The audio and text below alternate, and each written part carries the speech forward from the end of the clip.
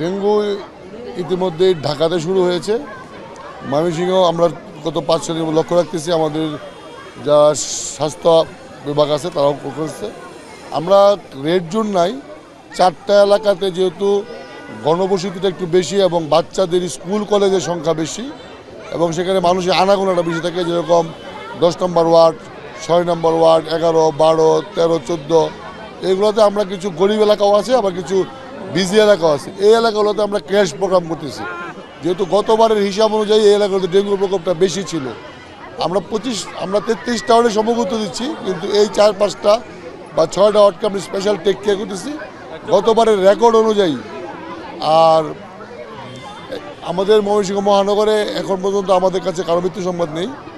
আমরা আমাদের যিনি প্রধান স্বাস্থ্য কর্মকর্তা প্রত্যেকটা রুগীর ব্যাপারে আমরা আলাদাভাবে খোঁজখবর নিচ্ছি, আইসোলেশনের ব্যবস্থা করছি।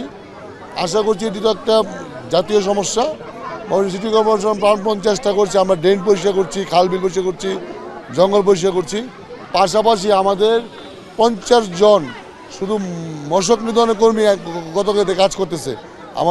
আমাদের 20 থেকে 25 জন জনবল ছিল, আমরা আরও 25 জন জনবল প্রতিদিনের ভিত্তিতে আমরা নিয়োগ করেছি। সর্বোচ্চ গুরুত্ব আমাদের কাছে এই ডেঙ্গু, আমরা আমাদের সর্বোচ্চ চেষ্টা করে যাচ্ছি।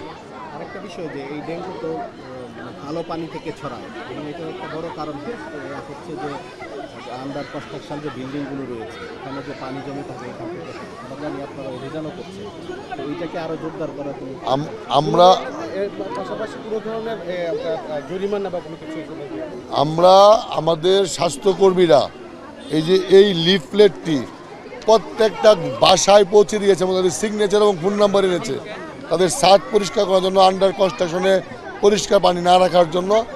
আমরা আসলে শাস্তিটা একদম দিতে চাই না, একদম ন্যায়ের বিপদে না পড়লে। শাস্তিটা আমরা তখন বিধান করি যখন আপনাকে বারবার কাউন্সিলিং করার পরে আপনি শুনছেন না।